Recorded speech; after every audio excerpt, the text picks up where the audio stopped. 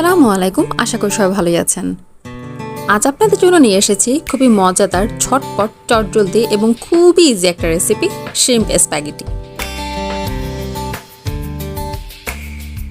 প্রথমে একটি পাত্রে আমরা পানি গরম করে নিয়ে তেল এবং লবণ দিয়ে দেব।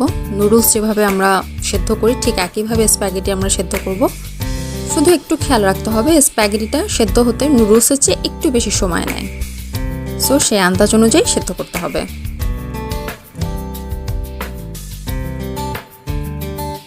এবার অন্য একটি পাত্রে তেল গরম করে নিচ্ছি। মিডিয়াম আঁচে তেল গরম হয়ে এলে দিয়ে দেব কুচি করে কেটে রাখা পেঁয়াজ এবং সাথে দিয়ে দেব কুচি করে কেটে রাখা রসুন।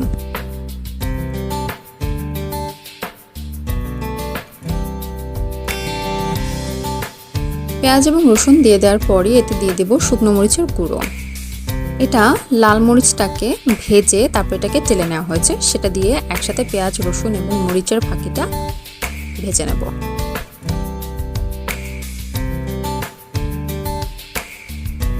পেঁয়াজ একটু হালকা নরম হয়ে এলে এবার এতে দিয়ে দেব চিংড়ি মাছ। এখানে আমি মিডিয়াম সাইজ চিংড়ি ব্যবহার করছি এবং এখানে প্রায় 8-10 পিসের মতো চিংড়ি মাছ রয়েছে। এবার আমি এই চিংড়ি মাছটা ভাজতে ভাজতেই একটা একটা করে উপকরণ দিতে থাকবো। প্রথমে আমি দিয়ে দিচ্ছি সয়া সস।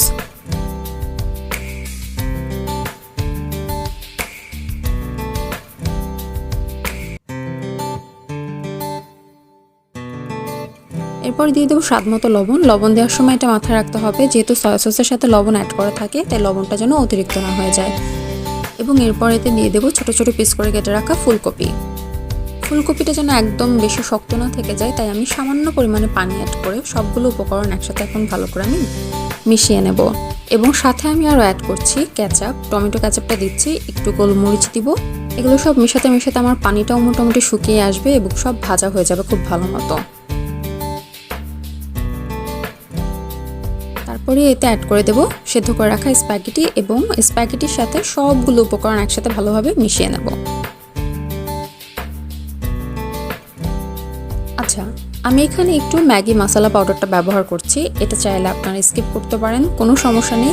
আমার এই টেস্টটা খুব ভালো লাগে তাই আমি এটা অ্যাড করেছি এবং আমি টেস্ট করে দেখেছি আমার একটু লবণ কম ছিল তাই আমি একটু লবণ অ্যাড করে দিয়েছি। এরপর সব আমি একসাথে ভালোভাবে মিশিয়ে নিচ্ছি। সো তৈরি হয়ে গেল মজাদার শ্রিম্প স্প্যাগেটি। খুবই সহজ এবং খুবই সিম্পল একটা রেসিপি, কিন্তু ছোট থেকে শুরু করে বড় সবাই খুব পছন্দ করে এই ধরনের রেসিপি খেতে। সো আশা করছি আপনারা রেসিপিটা অবশ্যই বাসায় ট্রাই করবেন এবং কমেন্ট বক্সে চাইলে কমেন্ট করে জানাতে পারেন আপনাদের কেমন লাগে রেসিপিটি। ধন্যবাদ সবাইকে এতক্ষণ সঙ্গেই থাকার জন্য।